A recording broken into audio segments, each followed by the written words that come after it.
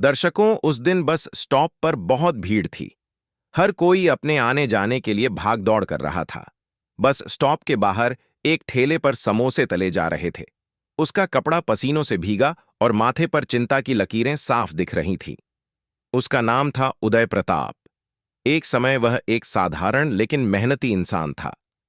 दर्शकों, आप वीडियो तो देख लेते हैं लेकिन लाइक और सब्सक्राइब करना भूल जाते हैं। चैनल को सब्सक्राइब जरूर करें और हाँ, वीडियो को पूरा जरूर देखें। दर्शकों, उसने अपनी पत्नी की पढ़ाई के लिए अपनी पूरी जमा की हुई पूंजी खर्च कर दी थी।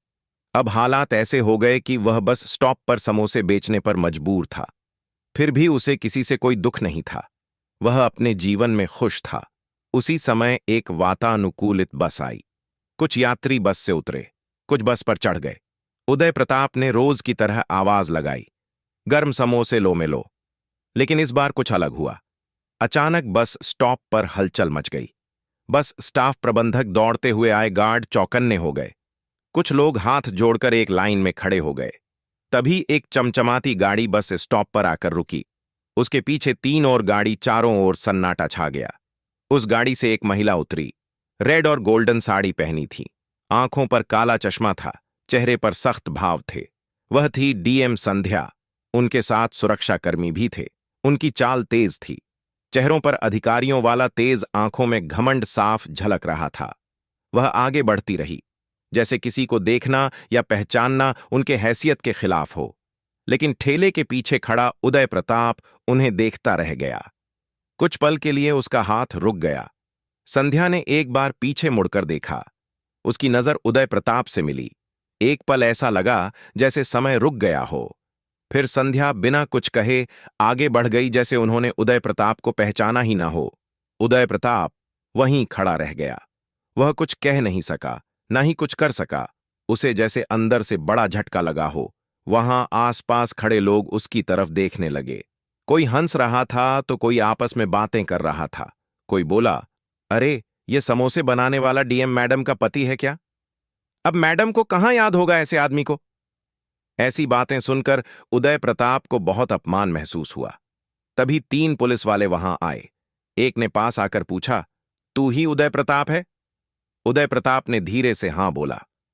तो पुलिस वाले बोले, चुपचाप चल, तेरे खिलाफ शिकायत आई है। बस स्टॉप पर बिना अनुमति ठेले लगाना, गंदगी फैलाना, अफसर के सामने हंगामा करना। उदय प्रताप कुछ समझ नहीं पाया। उसने कहा, मैंने कुछ गलत नहीं किया। लेकिन किसी ने उसकी बात नहीं सुनी। पुलिस वाले ने उसे पकड़कर थाने ले गए। थाने में उसे बिठा दिया गया। फिर एक दरोगा चिल्लाया, बहुत बना है डीएम का पति, मैडम ने खुद कहा है, इसे सही करो। उदय प्रताप की आंखों में आंसू भर आए। उसने कहा, मैं संध्या का पति हूं। मैंने क्या किया है? अभी बात पूरी पूरी भी नहीं हो पाई थी कि उसकी पीठ पर डंडा पड़ा। थाने में सब हंसने लगे। कोई बोला, अरे सुनो, समोसे वाला कह रहा है वो डीएम का पति है। अब सभी उसका मजाक उड़ाने लगे। किसी ने कहा, अपनी शक्ल देखी है तो डीएम का पति, यह तो हद हो गई। गालियां, मारपीट, सब कुछ एक साथ चल रहा था। लेकिन उदय प्रताप चुप था।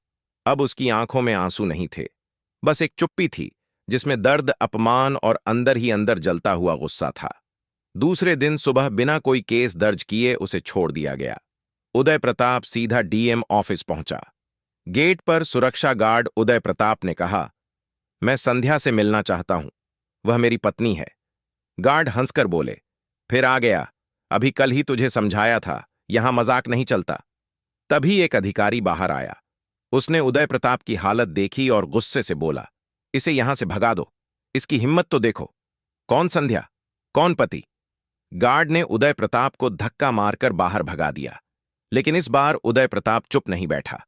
उसने एक आरटीआई का फॉर्म भरा। उसने पहला बिंदु लिखा, क्या डीएम मैडम संध्या शादीशुदा हैं? अगर हां, तो उनके पति का नाम क्या है? कुछ दिन में यह पत्र संध्या के ऑफिस पहुंच गया। एक अफसर उनके पास गया और बोला, मैडम, यह आरटीआई आया है, इसका जवाब देना होगा। संध्या ने फॉर्म देखा, पढ़ा और गुस्से में उसे फाड़ दिया। वह बोली, जिसने ये भेजा है उसे ठीक से सबक सिखाओ, ये बात बाहर नहीं जानी चाहिए। अफसर डर कर बोला, लेकिन मैडम, ये कानून के हिसाब से जरूरी है, आपको जवाब देना पड़ेगा, वरना मामला कोर्ट जा सकता है। संध्या बोली, तो क्या हुआ? जाने दो कोर्ट में। हम कोई जवाब नहीं देंगे, शांत रहो।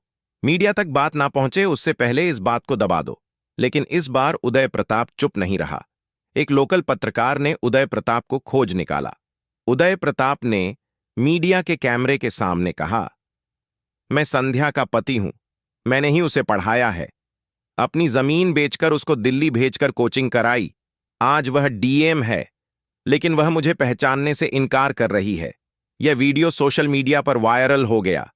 टीवी पर हेडलाइन चली, क्या बस स्टॉप पर समोसे बेचने वाला डीएम का पति है? डीएम ने बस स्टॉप पर अपने पति को नहीं पहचाना। अब यह मामला पुलिस थाने या ऑफिस तक सीमित नहीं रहा। यह जनता और मीडिया के बीच पहुंच चुका था। उदय प्रताप ने कोर्ट में केस किया। उसने कहा, मैं डीएम संध्या का पति हूं। मेरे पास साक्ष्य है, शादी का प्रमाण पत्र, फोटो गवाह, सभी कागजात। अगर कोई अधिकारी इसे झूठा समझे तो यह मेरी इज्जत का अपमान है। कोर्ट ने सुनवाई की तारीख तय की। खबर मीडिया तक पहुंच गई। अब मामला और ज्यादा बड़ा हो गया। डीएम मैडम अब सवालों में थी। उदय प्रताप को कुछ लोगों से धमकियां मिलने लगी। किसी ने उसको धमकाया भी। फिर भी उसने किसी थाने में कोई शिकायत दर्ज नहीं कराई। वह केवल कोर्ट की तारीख का इंतजार करता रहा। अब उसका चेहरा आम आदमी का नहीं था। वह सच और हक की आवाज बन चुका था, जो किसी बड़े पद को हिला सकता था। पहली सुनवाई के दिन कोर्ट के अंदर बहुत भीड़ थी। संध्या की ओर से 4 वकील आए थे। सभी सूट बूट में मोटी मोटी फाइल लेकर उदय प्रताप अकेला था। उसके पास एक फाइल, शादी की कुछ फोटो थी। जज ने पूछा, तुम किस हक से कह रहे हो कि तुम संध्या डीएम के पति हो? उदय प्रताप ने जज के सामने शादी की तस्वीर रख दी। फिर उसने दिखाया एक शादी का रजिस्ट्रेशन पेपर, गांव के सरपंच का सर्टिफिकेट, एक चिट्ठी जो संध्या ने दिल्ली से कोचिंग के समय लिखी थी। उदय प्रताप, अगर मैं कुछ बन पाई तो वह सिर्फ तुम्हारी वजह से। संध्या के वकीलों ने इन सबूतों को गलत साबित करने की कोशिश की। उन्होंने कहा, यह सब नकली हो सकते हैं। अगर शादी हुई भी थी तो यह आदमी संध्या का पति नहीं, कोई जान पहचान वाला होगा। कोर्ट ने जब गवाह बुलाए, गवाह का सरपंच, उदय प्रताप के स्कूल टीचर, कोचिंग सेंटर के डायरेक्टर, सभी सच्चाई धीरे धीरे सामने आने लगी। सभी ने एक ही बात कही, संध्या और उदय प्रताप की शादी सच में हुई थी।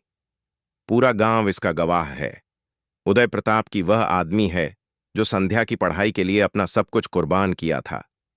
जज ने कुछ नहीं कहा, लेकिन उनके चेहरे पर परेशानी साफ नजर आई। उन्होंने सिर्फ अगली सुनवाई की तारीख तय की। अगली सुनवाई के दिन कोर्ट के बाहर मीडिया की भीड़ थी। जब संध्या सरकारी गाड़ी से उतरी तो मीडिया के कैमरे उन्हीं की तरफ घूम गए।